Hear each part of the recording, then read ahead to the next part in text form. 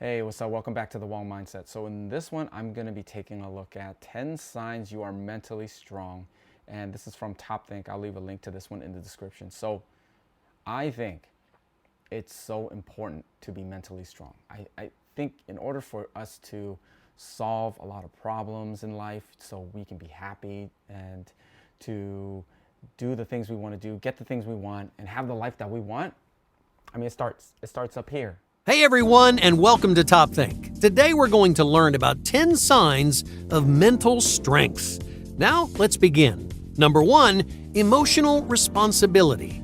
Are you afraid of disappointing people? You may compromise your commitments, your time, and values to spare another person's feelings, but are their feelings your responsibility? If you're strong enough to tell people to the face, no, it's okay to say no, especially if they're your friends and they care.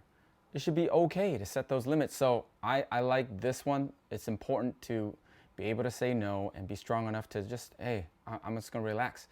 But if you made promises, yeah, you gotta stick with them, and if you committed, then you gotta go all out too. Number 2, owing nothing. Nobody owes you anything. Mentally strong people know this like the back of their hand.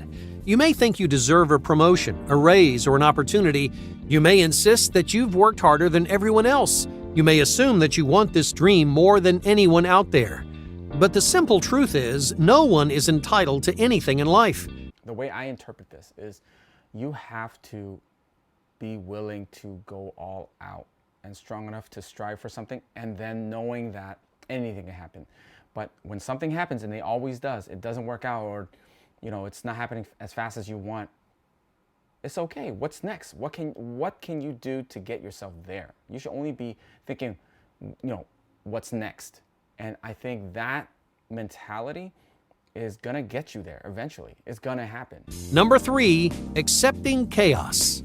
Life is often out of your control, yet many people try to micromanage every little thing. They helicopter over their friends and family members. They demand to know every detail. They try to think through and prepare for every possible outcome, but you'll never be 100% in control of the world around you. Stuff is always going to happen. And all you need to think about is what's next. What's the next steps? Something will happen. What's the next steps to resolve it? And that's it. Just focus on that.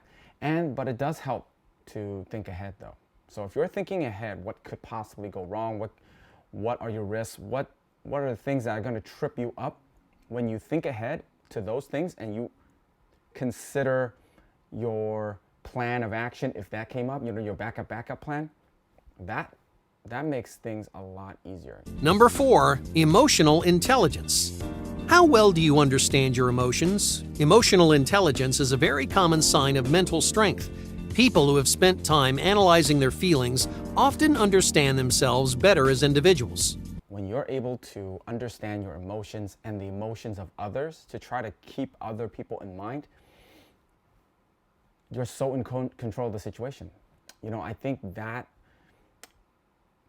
part of the game allows you to communicate, to really get what you want, because you understand yourself, right? You know what's gonna trip you up, so you do the right things to keep your emotions straight, and then you kind of think about the other person, right, or whoever you're interacting with, or whoever is going to be on the other side.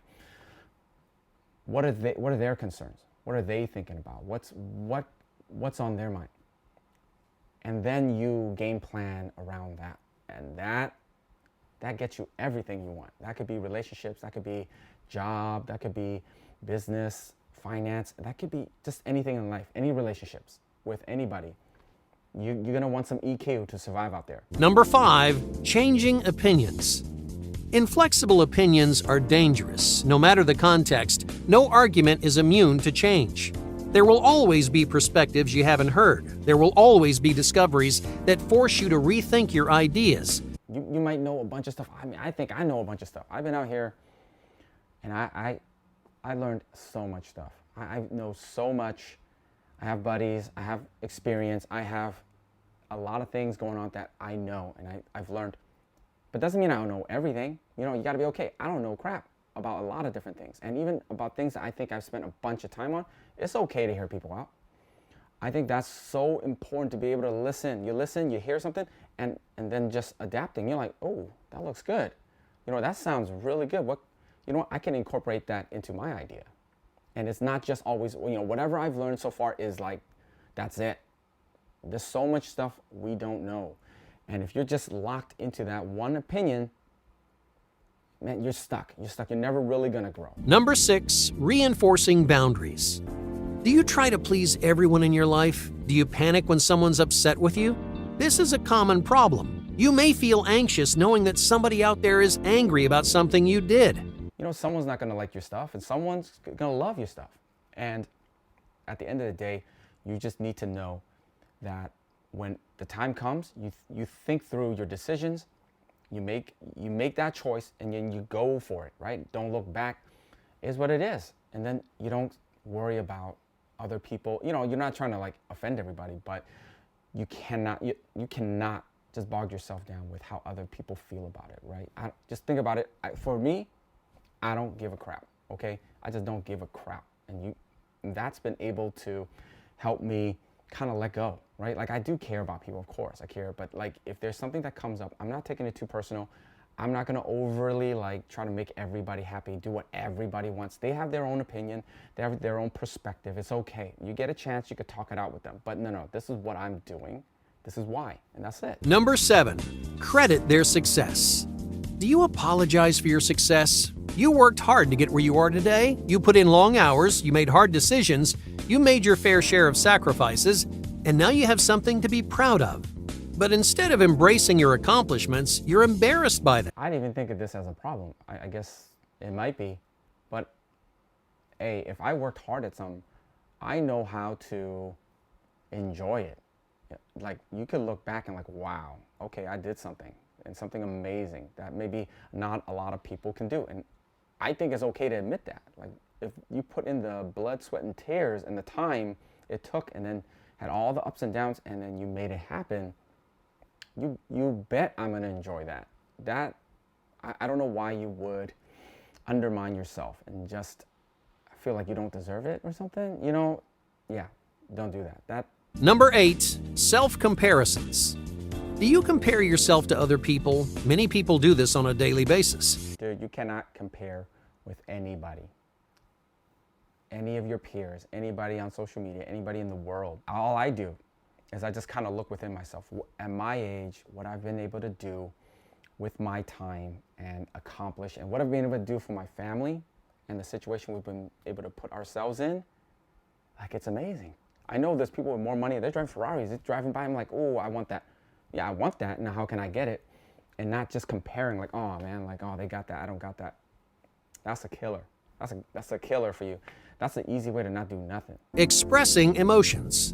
Do you have an explosive temper? Do your emotions build up until you can't contain them any longer? Many people cope with their emotions by burying them deep down. It's so important to not just bury that crap and just let it marinate until you blow up and you become an a-hole out here. I think that you feel in some kind of way. The way I work through it is you think about it. What's bothering you? What's bugging you? And address it. Address it. If it's a person, something they said, something they did, or something going on, situation, a relationship with your husband, wife, with people, what is it? What is it that's bothering you? And go out there and address it. And then get it off your chest and put it behind you, and you're done. Number 10, walking away. How do you handle conflict? If a stranger starts yelling at you, do you fight back or do you walk away? Walking away is a sign of mental strength because strong people know the difference between useless and useful conflict. My wife probably won't like this. She probably would hate this one. But when I look at problems, right, a conflict or just a conversation or discussion, things that aren't going well, I keep a very clear mind. If you can keep a very clear mind, what is the conflict? What are the points, right? And just focus on those. People might get emotional. People might get offensive. It might get heated. But if you just focus on the points, hammer out every single one of them. I like to write it down. So if I'm having a conversation and it's just like, ooh, it's getting a little crazy, and there's a lot of layers to this thing, write it down. First point, address it. Try to address it. Second point, try to address it. Third, fourth. and you get to a point where, okay, this is not going anywhere. This person is just not going to accept anything. Then there's nothing to talk about. Walk away. Even if they hate it. They hate, like, where you going? What's going on? My wife would hate that crap. Okay, she's like, what's going on? She's emotional. There's nothing to talk about. I addressed it, whatever your concerns were, and hey, I'm just gonna walk away. There's no talking about it. And they hate it at the moment, but then just give them like a little bit of time, come right back, and a lot of time it works out. They calm down, they get to thinking about what you actually said, and everything should work out. All these things, if you're able to master, you're able to really be in control yourself, and really, it helps you to get whatever you want. You might even seem manipulative. Okay, that's what I hear sometimes. If you're that strong and you're able to control your emotions, understand everything that well, and to this extent, yeah, people are gonna see you and be like, man, I know what you're doing. You're like super manipulative and trying to just, get whatever you want. It sort of is, but it's sort of, you know what, this is the best way to handle it. So, all right, so let me know what you think about this one. If you agree with these points, if you are struggling with any of these, if you're in control of all this stuff, let me know in the comments. Thanks for watching, and I'll catch you in the next one.